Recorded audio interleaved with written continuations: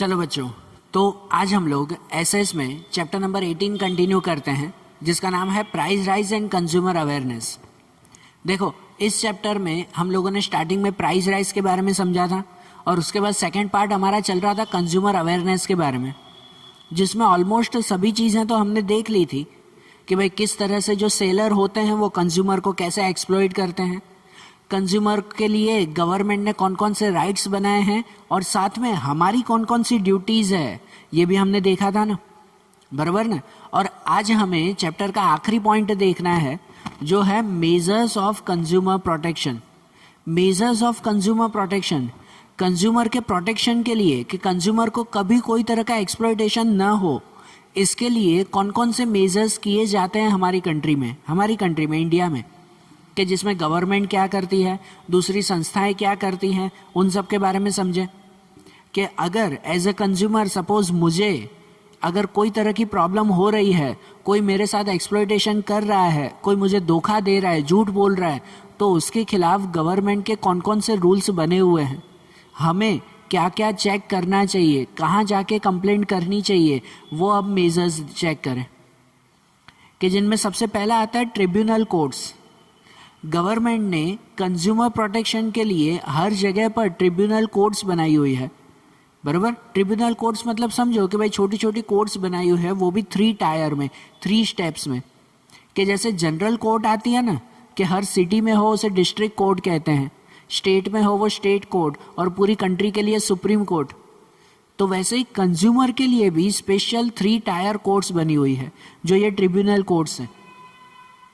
कि सबसे पहले डिस्ट्रिक्ट फॉरम मतलब समझो कमीशन टीम, फिर state forum and national forum. ऐसी कोर्ट्स बनी हुई है कि अगर कोई कंज्यूमर को एक्सप्लॉयटेशन हो रहा है, अगर सपोज मेरे साथ कोई कुछ गलत कर रहा है, तो मैं यहाँ इस कोर्ट में जाकर डायरेक्टली कंप्लेंट कर सकता हूँ, बराबर ना। उनके खिलाफ केस में क्या कह सकते हैं, केस ऐड कर सकता हूँ, उनके खिलाफ पिटिशन फाइल कर सकता हूँ, ठीक है। कि अगर कोई मेरे साथ गलत कर रहा है तो, कि जिनमें सबसे पहले डिस्ट्रिक्ट फॉरम के बारे में देखें तो डिस्ट्रिक्ट फॉरम या डिस्ट्रिक्ट कमीशन ये हर एक सिटी में आई हुई है, ऑलमोस्ट हर सिटी में आई हुई है। पूरी इंडिया में 550 से ज़्यादा ये डिस्ट्रिक्ट कोर्ट्स हैं, जो हर सिटी में एक एक कोर्ट है। हर सिटी में जो मेन कोर्ट होती है ना, जैसे कि भाई अगर हम लोग सूरत सिटी की बात करें तो सूरत सिटी में जो मेन कोर्ट है, कोर्ट एरिया जो है, उस कोर्ट के अंदर ही एक सेक्शन इनका भी होता है, ट्रिब्यूनल कोर्ट मतलब इन कंज्यूमर कोर्ट का, जो कंज्यूमर कोर्ट कहलाती है, कस्टमर्स के लिए एक सेक्शन इसका भी होता है। हर सिटी में ये कोर्ट आई हुई है कि जहां अगर आपके साथ कोई भी गलती हो रही है ना, तो आप सीधा उस कोर्ट में जाकर केस कर सकते हो, बराबर ना। उसके लिए प्रोसीजर वही कि जैसे पहले आप लोग कोई वकील को ढूंढते हो, कोई लॉयर ढूंढते हो, उनमें आप केस फाइल करवाते हो, फिर वो लॉयर आपका केस लड़ता है, प्रोसीजर वही चलती है। लेकिन हाँ, आप लोग यहाँ पे कंप्लेंट कर सकते हो। डिस्ट्रिक्ट फोरम में कहाँ तक कंप्लेंट कर सकते हैं पता है? कि अगर आपका प्राइस, आपके कॉस्ट या जो भी प्रोडक्ट आप खरीद रहे हो उसका प्राइस वो 20 लाख तक हो ना, तो 20 लाख तक का केस आप लोग यहाँ पे ऐड कर सकते हो। कहाँ तक का? 20 लाख तक का। फिर भले वो 5 रुपए का हो या 20 लाख का हो, बराबर, वहाँ तक का केस आप डिस्ट्रिक्ट फॉरम में ऐड कर सकते हो। कोई भी फिर केस क्यों ना हो, कि अगर आपने एक वॉशिंग मशीन खरीदी है और उसमें कुछ गलती हो गई, सामने जो शॉपकीपर है, जो बेचने वाला है, वो अब आपकी बात नहीं मान रहा है, तो आप सीधा यहाँ जाके केस कर सकते हो। 20 लाख तक की वैल्यू होगी ना, तो यहाँ पर केस लड़ा जाता है, बराबर। जहाँ के जज दोनों तरफ की बातें सुनकर आप अपनी बात सुनाओगे, जो शॉपकीपर होगा वो भी तो खुद को बचाने की कोशिश करेगा ना, बराबर ना। कि दोनों तरफ की बातें सुनकर फिर वो जज जो है वो फैसला लेता है और उसमें चेक करता है, जो हारा, जो केस हार गया, तो उसे पूरे पैसे भरने पड़ते हैं।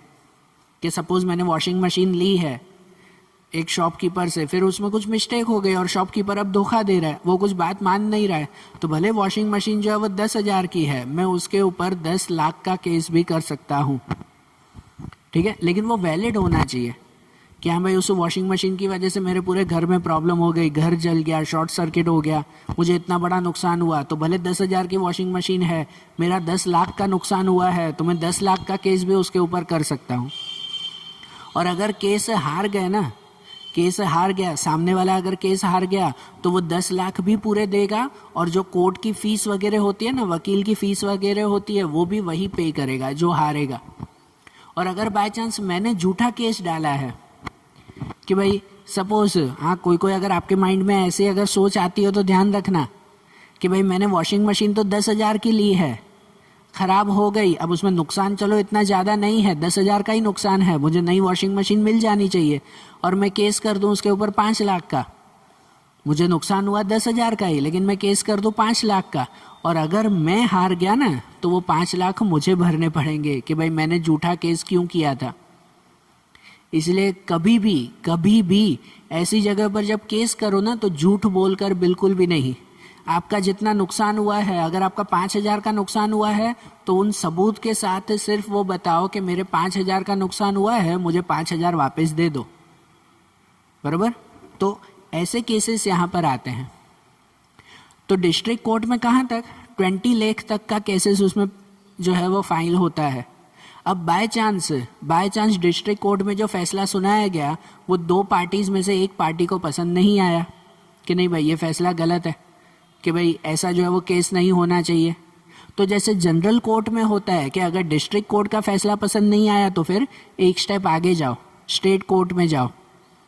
तो वैसे ही अगर डिस्ट्रिक्ट फोरम में कोई फैसला सुनाया जाता है और सपोज कि भाई मुझे वो फैसला पसंद नहीं आया, शॉपकीपर का और मेरा केस चल रहा था, बराबर, जो भी फैसला सुनाया मुझे वो फैसला पसंद नहीं आया कि नहीं भाई ये फैसला गलत है, इसमें चेंजेस होने चाहिए, तो विदिन 30 डेज 30 दिन के अंदर ही, लेट नहीं, मैं डिस्ट्रिक्ट कोर्ट में से वही केस आगे ले जा सकता हूँ स्टेट फोरम में, बराबर ना। वो केस मैं आगे फाइल कर सकता हूँ स्टेट फोरम में कि नहीं भाई डिस्ट्रिक्ट कोर्ट का फैसला सही नहीं है, मुझे एक फिर से वो केस ओपन करना है, बराबर। तो उसके बाद स्टेट फोरम आती है। स्टेट फोरम जो पूरे स्टेट, जैसे गुजरात स्टेट है तो पूरे स्टेट में एक ही कोर्ट होगी मेन, बराबर। तो वो वो स्टेट फोरम कहलाती है। स्टेट फोरम में भी प्रोसीजर वही होती है, उसमें अप्रॉक्सीमेट 20 लाख से लेकर 1 करोड़ तक का केस हो ना तो इसमें लड़ा जाता है। डायरेक्टली अगर आपको डिस्ट्रिक्ट कोर्ट में नहीं, डायरेक्ट स्टेट फोरम में जाना है ना, डायरेक्ट स्टेट कोर्ट में अगर जाना है तो उसमें आपका केस 20 लाख से 1 करोड़ के बीच का होना चाहिए। कि जैसे मैंने कोई बंगलो लिया 50 लाख का, ठीक है, 50 लाख का अगर मैंने कोई बंगलो लिया है और कोई पर्सन से लिया मैंने, ठीक है, लेकिन उसमें बहुत सारी प्रॉब्लम आ गई कि भाई नहीं सही नहीं है, मेरे पूरे पैसे डूब गए, तो इतना बड़ा केस हो ना 50 लाख का, तो वो डिस्ट्रिक्ट फोरम में नहीं लड़ा जाता, उसे डायरेक्ट ले जाते हैं स्टेट फोरम में, बराबर। डिस्ट्रिक्ट फोरम में 20 लाख तक का केस लड़ते हैं। हाँ, अगर डिस्ट्रिक्ट फोरम का फैसला गलत हुआ ना तो उसे स्टेट फोरम में ले जा सकते हो, लेकिन डायरेक्टली स्टेट फोरम में जाना हो तो आपके 20 लाख से ऊपर का केस होना चाहिए। और उसमें भी वही प्रोसीजर चलती है, दोनों पार्टीज केस लड़ती हैं, और अगर बाय चांस कोई एक पार्टी को उसमें भी केस नहीं समझ में आया या फैसला गलत है, वो सेटिस्फाइड नहीं है, तो स्टेट फोरम में से आगे जा सकते हैं नेशनल फोरम में, बराबर। नेशनल फोरम मतलब जो हमारी नेशनल कोर्ट, पूरी कंट्री की एक सिंगल कोर्ट, वो कंज्यूमर कोर्ट, वो नेशनल फोरम। नेशनल फोरम में डायरेक्टली जाना हो ना तो अप्रॉक्सीमेट 1 करोड़ से ऊपर का केस आपका होना चाहिए। 1 करोड़ से ऊपर का केस हो ना तो डायरेक्टली आप नेशनल फोरम में जा सकते हो कि भाई मैंने किसी से वही 2 करोड़ का अगर कोई जो है वो घर लिया है, लेकिन उसमें मेरे पैसे डूब गए, सामने वाले ने मुझे धोखा दिया, तो 2 करोड़ का अगर केस हो तो इन 2 कोर्ट में नहीं, डायरेक्टली नेशनल फोरम में जाता है, बराबर ना। या तो फिर अगर स्टेट फोरम में कोई फैसला सुनाया हो और वो सही न लगा हो तो उसे नेशनल फोरम में ला सकते हैं। समझ आ रहा है ना। जैसे जनरल कोर्ट में होता है ना, वैसे ही ये कंज्यूमर कोर्ट में भी है।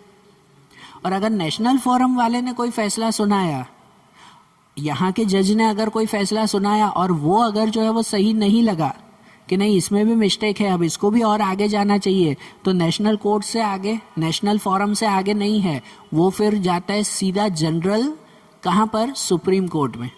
जो जनरल कोर्ट है जिसमें सब केसेस लड़े जाते हैं वो सीधा सुप्रीम कोर्ट में जाता है, बराबर ना। नेशनल फोरम में अगर कोई केस लड़ा जाए और वो भी अगर सही ना लगता हो कि भाई मुझे उसमें भी प्रॉब्लम लग रही है, नहीं इस केस को और भी आगे होना चाहिए, तो मैं उसे सीधा ले जा सकता हूँ सुप्रीम कोर्ट में, और फिर सुप्रीम कोर्ट जो फैसला सुना है वो फैसला बिल्कुल सही होता है, ठीक है। तो देखो आपके लिए है फैसिलिटीज़ कि अगर आपके साथ कोई भी धोखा कर रहा है ना शॉपकीपर, तो आप इन कोर्ट में जाकर कंप्लेन कर सकते हो, ठीक है।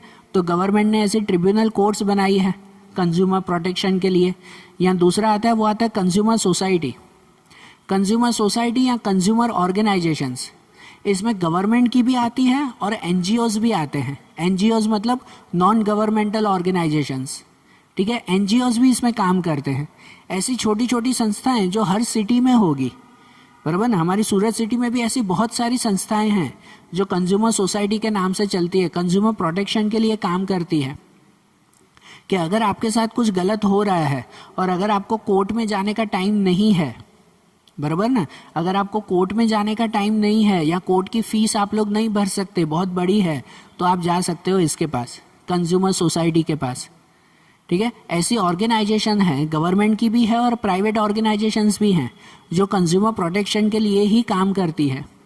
मतलब आप उनके पास जाकर कंप्लेंट लिखवा सकते हो कि भाई मैंने वो उस शॉप से जो है वो एक सामान लिया था जो गलत निकला है, अब वो शॉपकीपर मुझे धोखा दे रहा है, तो प्लीज़ आप मेरी हेल्प करो।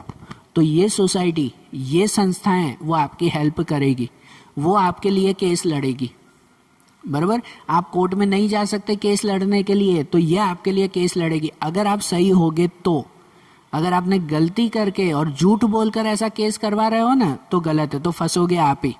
अगर आप सही हो और सच में आपको न्याय चाहिए, तो ये सोसाइटी आपकी हेल्प करती है।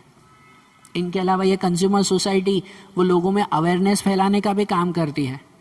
न्यूज़पेपर, रेडियो, टीवी, है ना, जो अलग अलग मैगजीन्स आती है, पीरियडिकल्स आते हैं, उन सब में ये आर्टिकल्स देते हैं, ठीक है। आप लोगों ने वो सुना होगा ना, जागो ग्राहक जागो, टीवी में ऐड आती है, बराबर। या फिर न्यूज़पेपर में भी आते हैं, रेडियो पर आते हैं, है कि नहीं। तो ये सब अवेयरनेस फैलाने का काम भी इनका है, कंज्यूमर सोसाइटी का।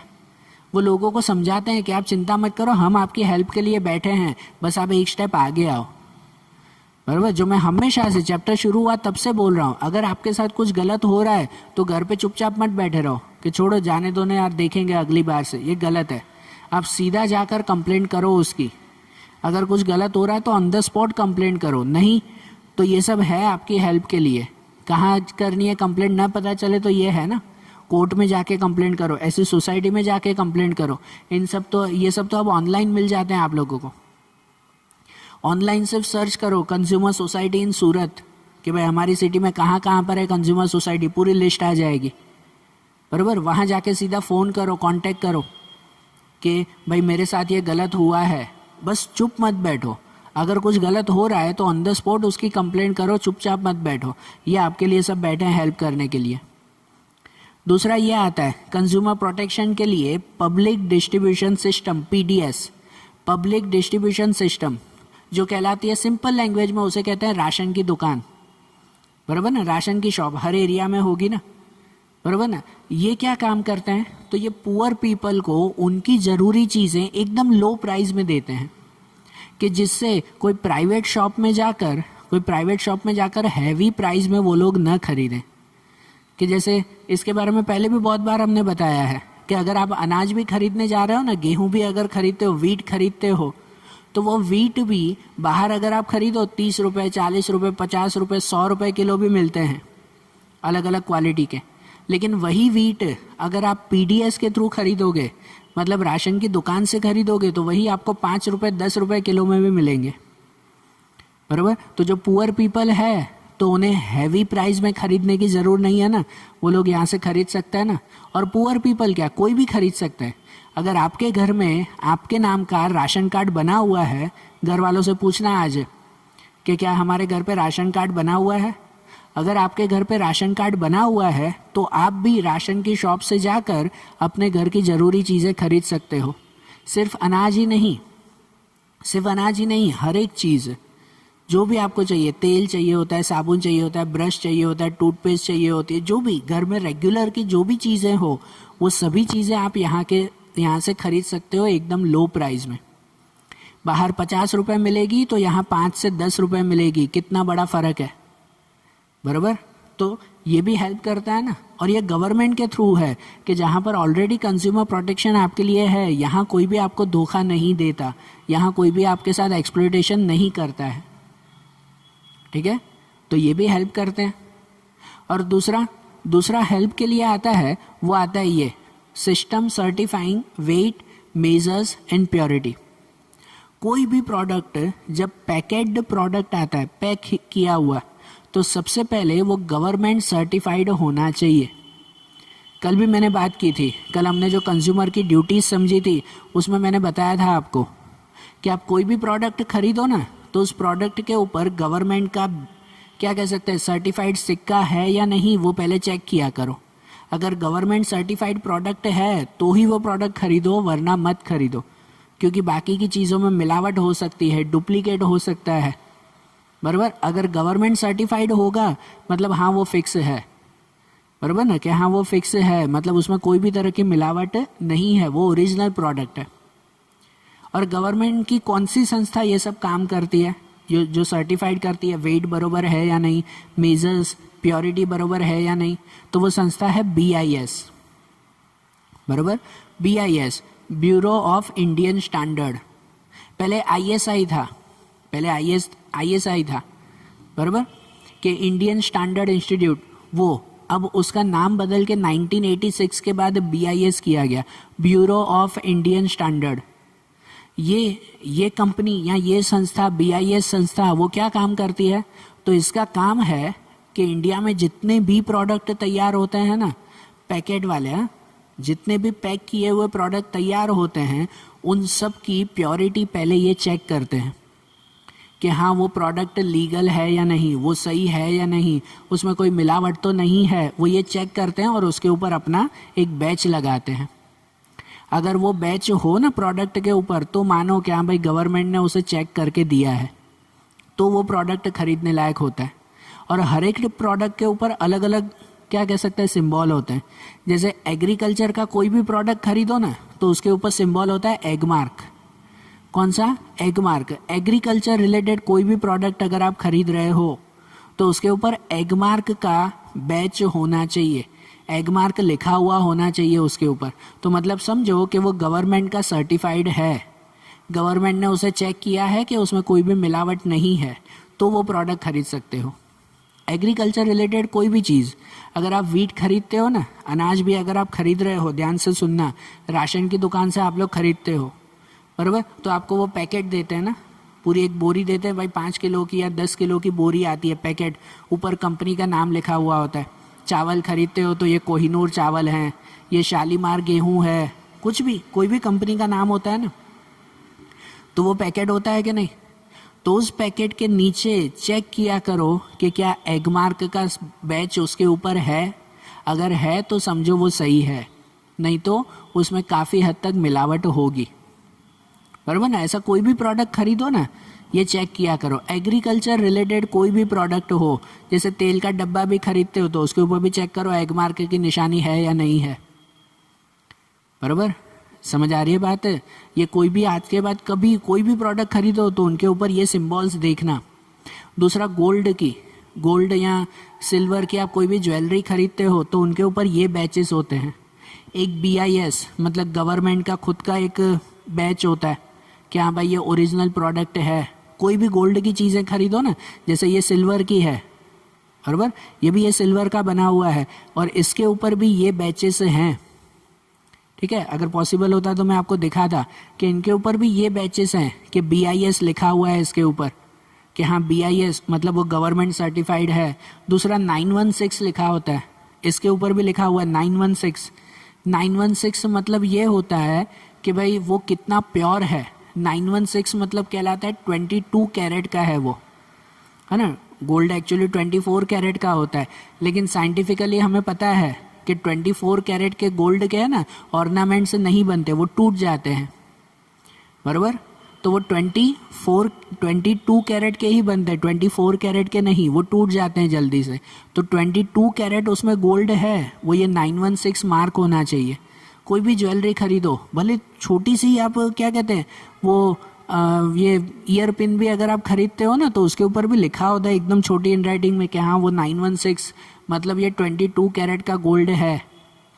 एंड हॉलमार्क होता है, हॉलमार्क का सिंबल होता है, हर साल का एक एक सिंबल बनता है, एवरी ईयर का। हॉलमार्क आपको ये बताता है कि भाई वो कौन से ईयर में बना हुआ है। कि जैसे जस्ट एग्जांपल कि जिस पे जे लिखा हो ना, जे करके अगर लिखा हो, सिर्फ जे सिंबल हो, जे फॉर जॉकर, जे का अगर सिंबल हो तो मतलब वो गोल्ड 2008 का बना हुआ है। 2009 का तो उसके ऊपर दूसरा अल्फ़ाबेट होता है, अभी 2020 चल रहा है तो उसके ऊपर दूसरा अल्फ़ाबेट होता है। हर साल ये चेंज होता है, बराबर। कि जो आप लोग जनरली गूगल करके भी सर्च कर सकते हो कि इस साल का हॉलमार्क कौन सा है। तो आप कोई भी गोल्ड खरीदो ना, तो उसके ऊपर हॉलमार्क चेक किया करो कौन सा अल्फ़ाबेट लिखा हुआ है। भाई जो अल्फ़ाबेट लिखा हुआ हो तो ऑन द स्पॉट गूगल किया करो, नहीं पता चले तो है ना आपके पास, ऑन द स्पॉट गूगल करो कि भाई 2020 का हॉलमार्क कौन सा है। या उस पर अगर अल्फ़ाबेट लिखा हो, के अल्फ़ाबेट लिखा हुआ है, तो गूगल करो के हॉलमार्क कौन से ईयर का है, तो पता चलेगा वो 2012 का है। मतलब आपको जो गोल्ड दे रहे हैं वो 2012 का 8 साल पुराना दे रहे हैं। तो आप खरीदते वक्त चेक कर सकते हो कि नहीं, बराबर ना। ये आपकी ड्यूटी भी आती है, ये आपको खुद चेक करना चाहिए ये सब चीज़ें। कोई भी गोल्ड खरीदो उसके ऊपर ये 3 मार्क होने चाहिए, BIS लिखा हुआ होना चाहिए, 916 लिखा हुआ होना चाहिए, और हॉलमार्क का एक अल्फ़ाबेट होता है। जो भी अल्फ़ाबेट उस पर लिखा हुआ हो तो ऑन द स्पॉट आप खरीदने से पहले, गोल्ड खरीद रहे हो, इतने पैसे दे रहे हो, तो ऑन द स्पॉट पहले क्या करो, गूगल कर लो कि सपोज ये अल्फ़ाबेट है, L अल्फ़ाबेट है, तो L अल्फ़ाबेट कौन से ईयर का है, बराबर। तो वो चेक कर लिया करो, जिससे पता चलता है वो प्योर है या नहीं है। उसके बाद वुलन की कोई भी चीज़ खरीदो, अभी ठंडी का मौसम चल रहा है, आप स्वेटर वगैरह खरीद रहे हो, तो उसके ऊपर वुल मार्क लिखा हुआ होना चाहिए। वुल मार्क या वुलन का सिंबल आता है, ब्लू कलर का सिंबल आता है वुल मार्क का, तो वो चेक करना चाहिए, बराबर। कि अगर वुल मार्क उसके ऊपर लिखा हुआ है तो समझो कि हाँ वो प्योर है, वो खरीदने लायक है, गवर्नमेंट सर्टिफाइड है। जिसके ऊपर वुल मार्क का सिंबल नहीं है मतलब वो समझो आपको डुप्लीकेट स्वेटर या कोई बेच रहे हैं। और स्वेटर्स वगैरह में तो 99% डुप्लीकेट ही आप लोगों को हाथ में देते हैं, है ना। क्योंकि कहीं से भी खरीदो वो तो भाई कोई पैक करके कोई लिखा हुआ नहीं होता, सीधे ही आपको हाथ में दे देते हैं कि हाँ भाई दिखने में अच्छा लग रहा है ना, आप लोग भी खरीद के लाते हो। लेकिन पहले चेक करो कि उसके ऊपर ये सिंबल्स है या नहीं है, तो वो गवर्नमेंट सर्टिफाइड कहलाता है, नहीं तो डुप्लीकेट है वो। फिर ISI मार्क कोई भी दूसरी चीज़ें इनके अलावा की दूसरी कोई भी चीज़ों के ऊपर ISI मार्क, कि जैसे कि कोई भी इलेक्ट्रॉनिक चीज़ें, जैसे ये माइक, इनके ऊपर ISI मार्क लिखा हुआ है, बराबर। मोबाइल आप खरीदते हो, TV, रेफ्रिजरेटर, इलेक्ट्रॉनिक कोई भी चीज़ें, घर की कोई भी चीज़ें, प्लास्टिक की बनी हुई चीज़ें, अब वो गाड़ी का हेलमेट खरीदते हो तो ISI मार्क होता है, बराबर ना। सीमेंट की बनी हुई कोई भी चीज़ें, अब घर के सामान खरीदते हो कि नहीं, नया घर बन रहा हो तो हज़ारों सामान खरीदने पड़ते हैं, तो हर एक के ऊपर प्रॉपर ISI मार्क है या नहीं वो चेक करते हैं, बराबर। तो ऐसे कोई भी प्रोडक्ट, कोई भी इनके अलावा के कोई भी प्रोडक्ट हो, सब प्रोडक्ट पे ISI मार्क लगता है, बराबर। तो ये ISI मार्क भी कंपलसरी होना चाहिए, तो वो लगता है गवर्नमेंट सर्टिफाइड है। और खाने पीने की चीज़ों के ऊपर लगता है ये मार्क, FPO, है ना, फूड प्रोडक्ट ऑर्डर। मतलब कोई भी वेजिटेरियन प्रोडक्ट हो जो पैक किए हुए वेजिटेरियन कोई भी प्रोडक्ट हो तो उसके ऊपर FPO लगता है। जैसे tomato ketchup, sauce, fruit jam, या आप कोई वेजिटेबल पैक किए हुए, नहीं वो कोई मॉल में जाते हो तो पैक किए हुए आपको वेजिटेबल्स मिलते हैं, ठीक है, तो उनके ऊपर FPO मार्क होना चाहिए, ठीक है। FPO मार्क 2 चीज़ें बताता है, एक तो वो वेजिटेरियन है, ठीक है, उसमें कोई भी नॉनवेज चीज़ इंक्लूड नहीं है, और दूसरा वो फ्रेश है और गवर्नमेंट सर्टिफाइड है, बराबर ना। ये FPO मार्क और उसके साथ ग्रीन कलर का सिंबल आता है, पता है वेजिटेरियन के ऊपर ग्रीन कलर का सिंबल आता है, ये वो। अगर कोई भी नॉनवेज चीज़ खरीद रहे हो तो उसके ऊपर MPO, meat product order, meat के लिए नॉनवेज चीज़ें कोई भी खरीद रहे हो तो उसके ऊपर MPO मार्क होता है, ठीक है। रेड कलर का उसके ऊपर सिंबल आता है कि हाँ पता चलता है कि वो मीट के प्रोडक्ट हैं, नॉनवेज है वो उसमें, बराबर। और अगर कोई भी ऐसा प्रोडक्ट कि जो प्रोसेस्ड नहीं है, जिसको पहले तैयार करके फिर खाना पड़ता है, तो उसके ऊपर HACCP, कि जैसे जस्ट एग्जांपल कि अगर आप लोग कोई फ्रूट जैम खरीदते हो, फ्रूट जैम बाहर से खरीद रहे हो, तो उसके ऊपर कुछ प्रोसेस नहीं करनी पड़ती, उसको तो सीधा जो है वो आप चम्मच से खा सकते हो ना। आइसक्रीम बाहर से खरीदते हो तो घर पे आकर पहले उसको बनाना पड़ता है क्या? नहीं, उसको डायरेक्ट खा सकते हैं ना। तो उनके ऊपर FPO या MPO होता है, वेज एंड नॉन वेज। लेकिन अगर कोई ऐसा प्रोडक्ट है कि जिसको डायरेक्ट नहीं खा सकते, पहले घर पे आके बनाना पड़ेगा, जैसे कि मैगी का पैकेट होता है, बराबर।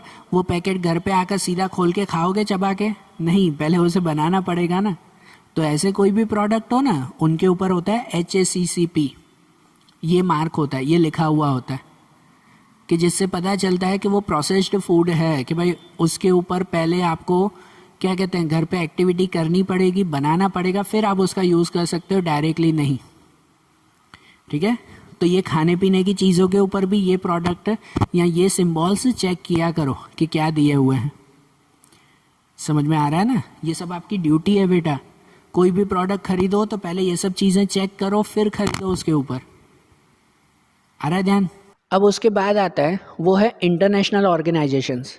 इंटरनेशनल ऑर्गेनाइजेशंस, आप लोगों को पता है ना कि भाई इंडिया में जितनी भी चीज़ें बिकती है ना, तो वो ज़रूरी नहीं सब इंडिया की ही हो, कितनी सारी चीज़ें तो बाहर से भी आती हैं।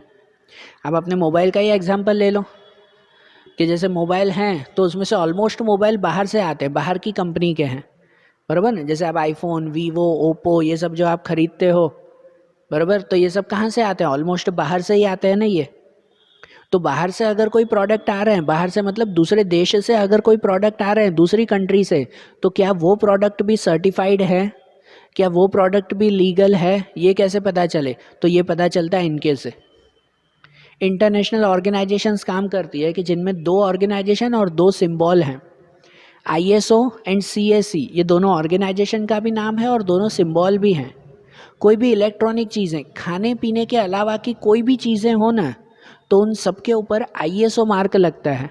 अगर ISO मार्क हो मतलब समझो कि वो इंटरनेशनली जो है वो स्टैंडर्ड है, इंटरनेशनली स्टैंडर्ड ऑर्गेनाइजेशन। मीन्स कि भाई वो इंडिया का बना हुआ नहीं है, बाहर का है। इंडिया में अगर सर्टिफाइड हो तो उसके ऊपर ISI मार्क लगता है, इंडिया में सर्टिफाइड हो तो उसके ऊपर ISI मार्क लगता है।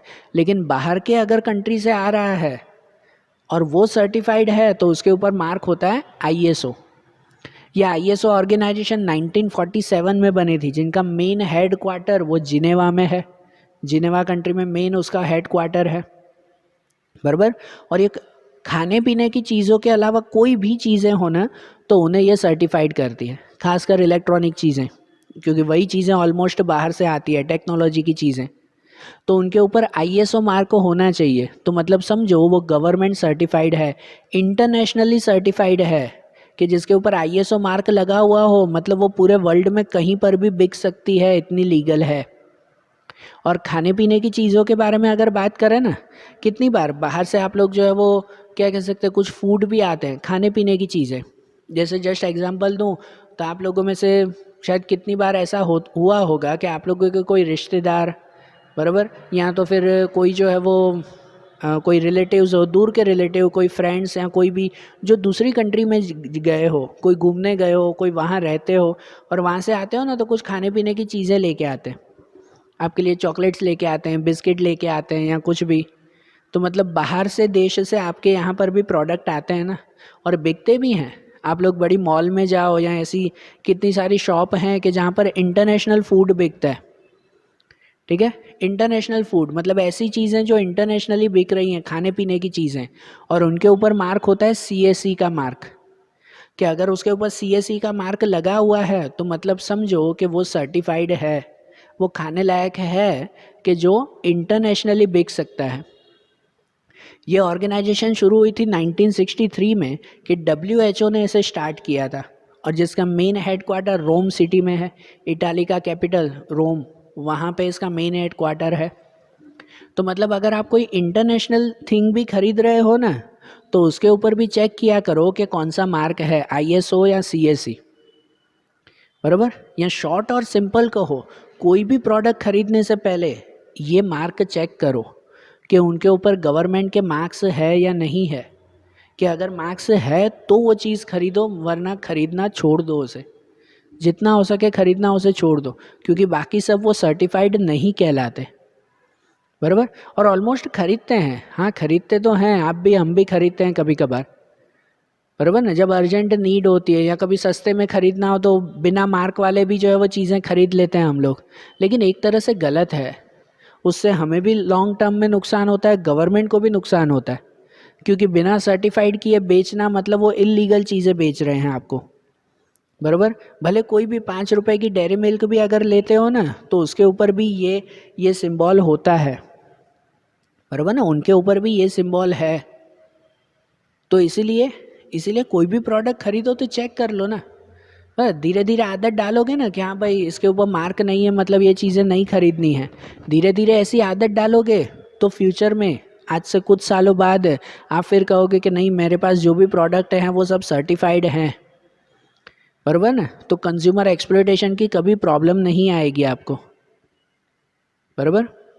और अब आखिरी पॉइंट कि who, how and where to complain, कि बाय चांस इतना सब ध्यान रखने के बावजूद, ये सब चीज़ें हमने बताई कि इन सब जगह पर आप लोगों को ध्यान रखना चाहिए और आप रख रहे हो, लेकिन इसके बावजूद अगर आपके साथ एक्सप्लॉयटेशन हो रहा है, अगर कोई आपके साथ गलत कर रहा है, तो उसकी कंप्लेंट कहाँ लिखें।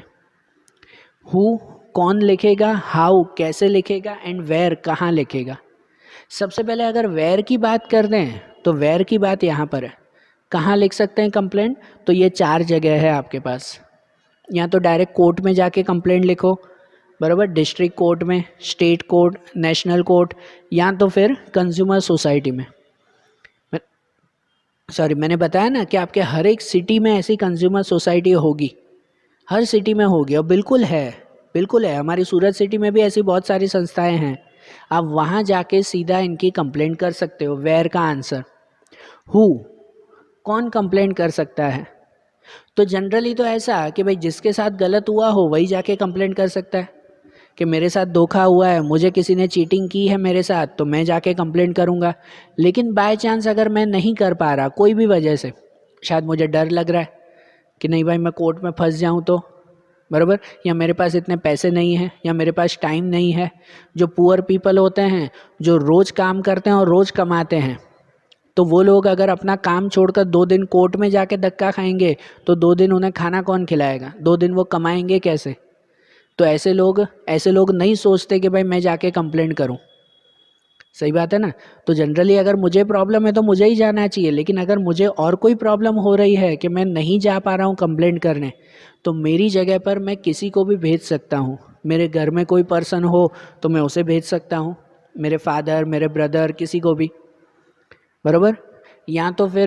या फिर अगर मेरे कोई पड़ोसी हो तो मैं उन्हें, मेरा कोई जान पहचान वाला हो, कोई भी ना हो तो मैं सीधा जाकर कंज्यूमर सोसाइटी में जाकर कह सकता हूँ कि आप मेरे लिए केस लड़ो। बताया था ना पहले, कंज्यूमर सोसाइटी ये काम करती है। मैं सीधा जाकर उन्हें कह सकता हूँ कि सॉरी मेरे पास टाइम नहीं है, लेकिन मेरे साथ गलत हुआ है, तो आप मेरे लिए केस लड़ो, बराबर। तो वो भी आपके खिलाफ जाकर कंप्लेंट कर सकते हैं, आपके बिहाफ में जाकर कंप्लेंट कर सकते हैं, बराबर। तो हु एंड अब आता है हाउ टू कंप्लेंट कैसे करनी चाहिए। तो अगर आपको कंप्लेंट करनी है ना, तो वेयर तो मैंने बताया ना कि कहीं पर भी कर सकते हो, और इससे भी इजी आज के टाइम में तो ऑनलाइन चल रहा है। आप ऑनलाइन सिर्फ जो है वो ये डालो कि भाई कंज्यूमर सोसाइटीज़ या कंज्यूमर कंप्लेंट, तो डायरेक्ट अब तो वेबसाइट आती है गवर्नमेंट की, और वहाँ जाकर ऑनलाइन कंप्लेंट आप डाल सकते हो। और कैसे डालनी है कंप्लेंट, हाउ टू कंप्लेंट, तो उनमें सबसे पहले आप लोगों को जो भी कंप्लेंट है ना, उस कंप्लेंट को एक लेटर टाइप, एक एप्लीकेशन टाइप लिखो, कि जैसे नॉर्मल लेटर लिखते हैं ना वैसे ही। ऊपर आपका नाम, फिर किसके खिलाफ कंप्लेंट कर रहे हो उसका नाम, फिर नीचे पूरा डिटेल में लिखो कि भाई, पूरे डिटेल में लिखो, छोटी छोटी बात कि भाई मैंने इस दुकान से इस तारीख को इस इतने रुपए में ये मोबाइल ख़रीदा था, लेकिन वो मोबाइल ख़राब निकला है और सामने वाला मुझे उसका रिफ़ंड नहीं दे रहा है। हर एक छोटी छोटी बात कि भाई उसमें इतनी गारंटी भी थी, इतनी वारंटी थी, लेकिन उसके बावजूद वो मुझे रिपेयर करके नहीं दे रहा है। तो ऐसे पूरे डिटेल में एक एप्लीकेशन लिखो जिसमें आपका नाम, एड्रेस, सामने वाले शॉप का नाम, एड्रेस, साइन, वो सब होना चाहिए। तो पहले एक एप्लीकेशन लिखो, वो एप्लीकेशन भले हाथ से लिखो, कंप्यूटर में टाइप करो, या तो फिर जैसे ऑनलाइन वेबसाइट है वहाँ पे जाके सबमिट कर दो, वहाँ पे जाके मेल भेज दो उन्हें, कैसे भी। और उसके साथ सेकंड स्टेप, एप्लीकेशन लिखने के बाद सब ओरिजिनल डॉक्यूमेंट उसमें ऐड होने चाहिए। ओरिजिनल डॉक्यूमेंट मतलब ओरिजिनल बिल, कि भाई मैंने मोबाइल ख़रीदा था इस तारीख को, तो उसमें बिल, कल बताया था मैंने, बिल कैसा होना चाहिए कि जिसमें उस शॉप का नाम भी होना चाहिए, उसकी साइन या सिंबल भी होना चाहिए कि मैंने इस शॉप से जो है वो ये चीज़ खरीदी है। ऊपर शॉप का नाम ही ना हो ना तो आपकी कंप्लेंट कोई नहीं सुनेगा। सबूत क्या है कि मैंने उसी शॉप से ख़रीदा, शॉप का नाम तो है ही नहीं, खाली लिखा हुआ है मोबाइल लिया 10,000 का। समझ आ रहा है? तो पक्का बिल होना चाहिए उसमें, ठीक है। उसके अलावा जो दूसरे सबूत कि आपका मोबाइल क्यों ख़राब हुआ है, उसके कुछ फ़ोटोग्राफ्स कि भाई मैं घर पे लेके आया और ऑन द स्पॉट उसमें जो है वो ये चीज़ ख़राब निकली है, तो उसके 1-2 फ़ोटोज़ होने चाहिए, सबूत होना चाहिए कि हाँ देखो ये ख़राब है, बराबर। या फिर गारंटी वारंटी कार्ड, वो भी एक सबूत में आता है कि मैंने जब मोबाइल लिया था तो उसका ये वारंटी कार्ड भी मेरे पास है, लेकिन इसके बावजूद वो मुझे रिपेयर नहीं करके दे रहा है, तो वो वारंटी कार्ड। जो भी छोटी छोटी चीज़ें हो ना सबूत में, वो सभी सबूत की ज़ेरॉक्स, ओरिजिनल कॉपी कभी नहीं देनी चाहिए। हमेशा ज़ेरॉक्स उस एप्लीकेशन के साथ अटैच कर दो, बराबर ना। उस एप्लीकेशन, जो आपने एप्लीकेशन लिखी पूरी, उसके साथ अटैच करके जो है वो एप्लीकेशन फिर इन जगहों पर सेंड कर दो। सिंपल सा है ना, उन जगहों पर सेंड कर दो। इसके अलावा दूसरी जगह पर भी दूसरे सबूत में आप ऐसा बता सकते हो कि जैसे नहीं कोई टीवी पे एडवर्टाइजमेंट आती है, तो आप ऐसा भी कह सकते हो कि देखो ये टीवी पे ये एडवर्टाइजमेंट आती है, वो देखकर मैंने प्रोडक्ट ख़रीदा था, लेकिन वो प्रोडक्ट गलत निकला, जैसा एडवर्टाइजमेंट में बता रहे हैं वैसा प्रोडक्ट नहीं है। तो ये भी आप एज ए सबूत, एज ए एविडेंस बता सकते हो आप, ठीक है। तो सिंपल सा है, कंप्लेंट करने के लिए कोई बड़ी बात नहीं है। एक प्लेन पेपर ले लो खाली, उसके ऊपर एप्लीकेशन लिख कर जो भी सबूत हैं उसको अटैच कर दो, और अटैच करके सीधा इन कंज्यूमर सोसाइटी में या तो कोर्ट में जाकर उसमें फ़ाइल कर दो, या ऑनलाइन वो पूरे सब सबूत और एप्लीकेशन आप भेज दो, ठीक है। तो आपकी कंप्लेंट वहाँ फ़ाइल हो जाती है, और आपकी कंप्लेंट जब यहाँ तक पहुँचेगी ना तो विदिन 90 डेज़, मतलब 3 महीने के अंदर आपकी कंप्लेंट सुनी जा सकती है, बराबर ना। तो कोई कंप्लेंट करना बड़ी बात नहीं है, कोई इतनी लंबी प्रोसीजर भी नहीं है उसकी, लेकिन खाली क्या होना चाहिए पता है, आप में अवेयरनेस होनी चाहिए कि नहीं मुझे कंप्लेंट करनी है, मैं पीछे नहीं हटूंगा, कुछ भी हो जाए मैं कंप्लेंट करूंगा ही करूंगा। तो ये अवेयरनेस होनी चाहिए। तो ज़रूर फिर जो है वो, अगर आपके साथ एक्सप्लॉयटेशन हुआ है तो आपको उसका जस्टिस भी मिलेगा ही मिलेगा। लेकिन अगर डर के मारे बैठ गए ना घर पे कि जाने दो जो हुआ सो हुआ, तो फिर गलत है। तो आपके साथ तो गलत हुआ ही, दूसरे लोगों के साथ भी हमेशा गलत होगा। लेकिन आप कंप्लेंट करोगे तो दूसरों को भी एक तरह की अवेयरनेस मिलेगी, दूसरों को भी जोश मिलेगा, नहीं उसने कंप्लेंट किया ना, मैं भी कर सकता हूँ, मेरे साथ भी ऐसा गलत हुआ है, बराबर। तो ध्यान रखना, ठीक है। तो देखो अब कंज्यूमर अवेयरनेस के बारे में ये क्लियर हुए ना सब पॉइंट्स, ठीक है। ये चैप्टर भी हमारा यहाँ कंप्लीट हुआ। ध्यान देना इन चैप्टर्स में जो बातें हैं, फिर से बोल रहा हूँ, सिर्फ एग्ज़ाम के लिए नहीं, लेकिन रियल लाइफ में भी इसे अप्लाई करना बराबर ज़रूरी है ये पॉइंट्स। और आज जैसे हमने ये चैप्टर देखा ना, अब ऐसे ही इनके दूसरे चैप्टर्स वो अब हम लोग अगले वीडियोज़ में देखेंगे। Okay, thank you.